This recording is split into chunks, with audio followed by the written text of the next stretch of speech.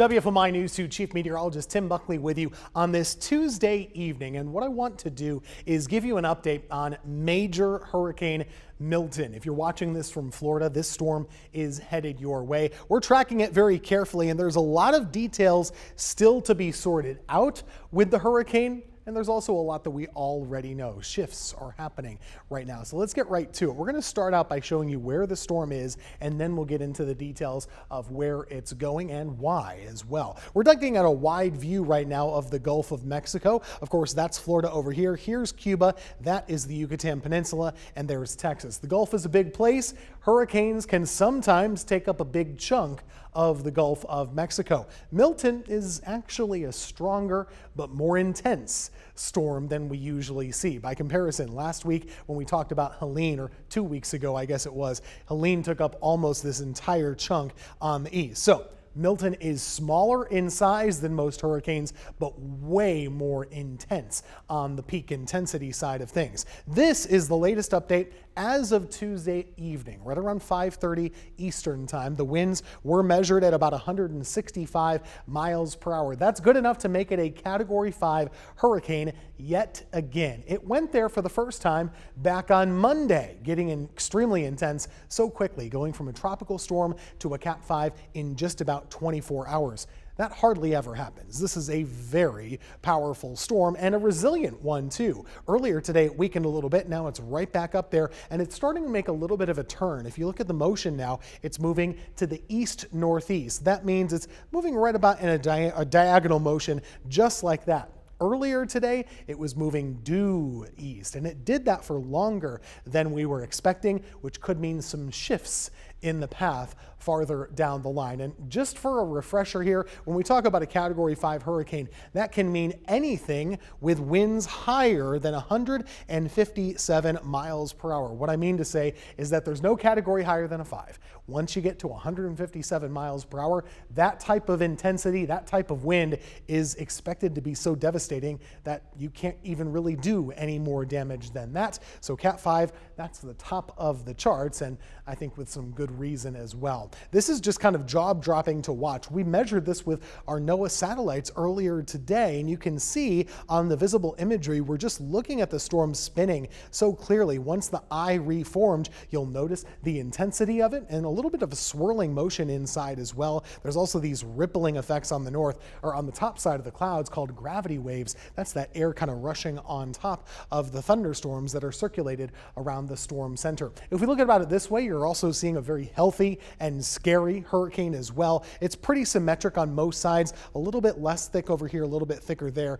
So there is some wind kind of interacting with it right now that we would call shear, but overall it's very healthy with no real signs of slowing down. A lot of people were asking, why did it lose some intensity earlier today and on Monday night? Well, it went through something called an Eyewall replacement cycle. You don't need to know all the ins and outs of what that means, but you can see it plain as day on the imagery here. Notice how earlier today it had lost its eye. It just wasn't there anymore. And then all of a sudden by the afternoon, well, it came roaring back. Sometimes hurricanes can get so intense they can actually spin too quickly and just get disorganized and kind of need to resort things out on their interior. So what happens is it loses that initial eye wall and then it builds another one from scratch.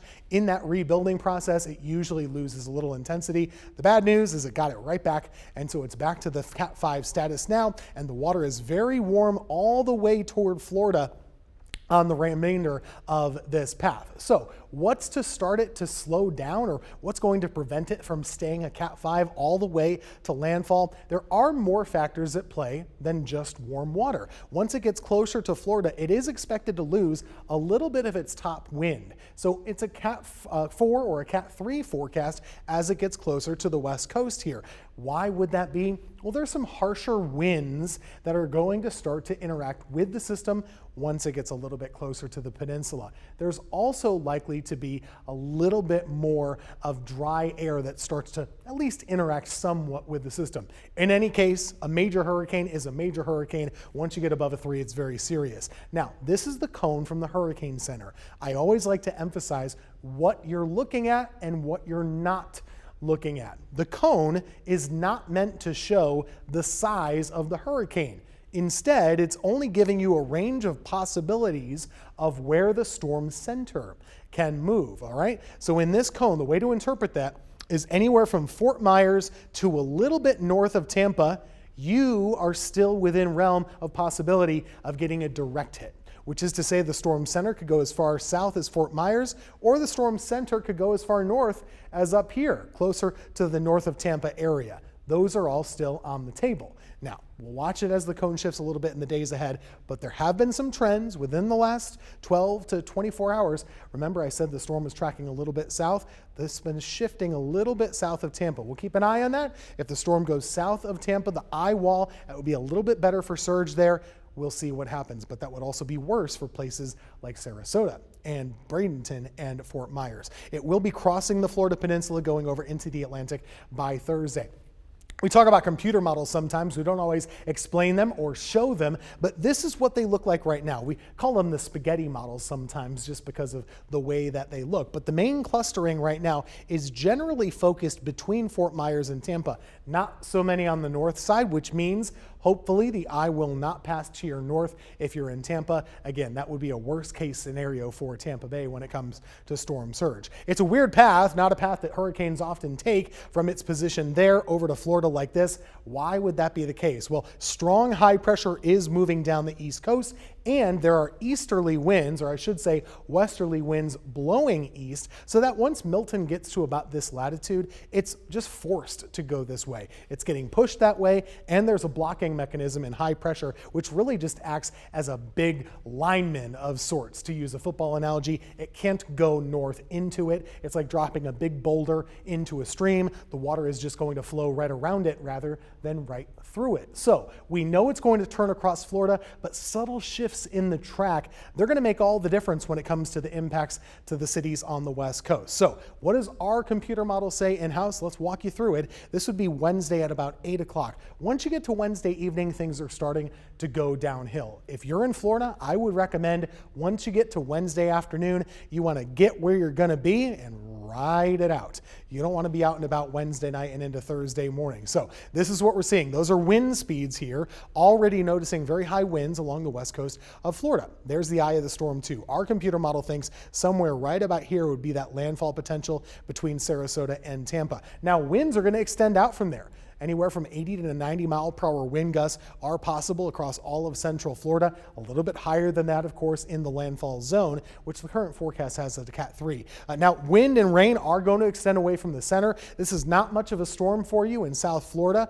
We're really mostly looking at most of the rain on the north side of the system. The gusty winds mainly in the central part of the state as well. And the worst storm surge is going to be on the west side. And the east side will get some backside storm surge as well. So there's a lot of different factors at play, but this was really a storm that will affect most of Florida except for the Panhandle and except for parts of South Florida closer to the Miami area and the Keys. This is the latest peak storm surge forecast from the National Hurricane Center. Now, they haven't shifted this all that much. It's possible that they might, but as of right now, everybody in purple should still be preparing for life-threatening storm surge. What I mean by that, 15 feet tall. You cannot get out of the way. You really can't survive that. There's just no way to do it safely. You have to get out of the way. So if you're within a mile of the coastline, you got to get inland or certainly get away from that storm if you're able to do that. That affects the Tampa Bay area, Sarasota too. Farther south, 6 to 10, that's a whole lot of surge for Fort Myers as well, and it could be more if it shifts farther off to the south. If we take a little bit of a closer view, this is that Tampa Bay area. The reason why the eye placement is so important, if the eye were to hit right here, you're actually going to get water to blow out of Tampa Bay rather than to blow into it.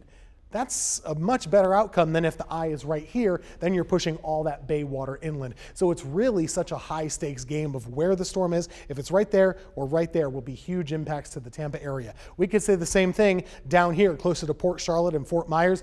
The bay effects are the same. If the storm's a little bit north of you, all that water is going to go inland, and it is a very dangerous situation up and down that west coast of Florida. I can't urge you enough to get away from the water. before the storm gets there, get away from the water. That's what we would say. Hurricane warning, everybody in red from Fort Myers to Tampa, Daytona 2, all the way on the East Coast. Blue color means tropical storm warning. That would be in effect for Miami, also places like Jacksonville and toward the Big Bend region. There are tropical storm watches up closer to South Carolina. Less of a problem up there, of course.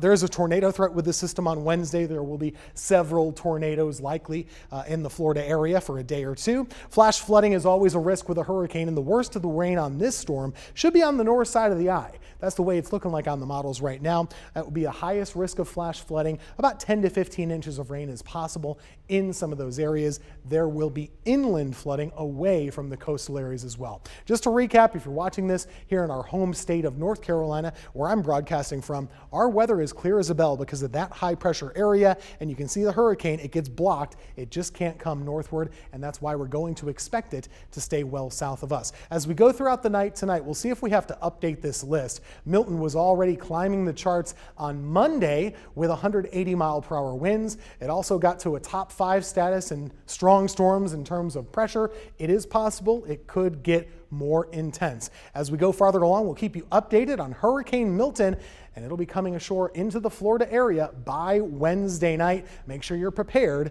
especially on the West Coast.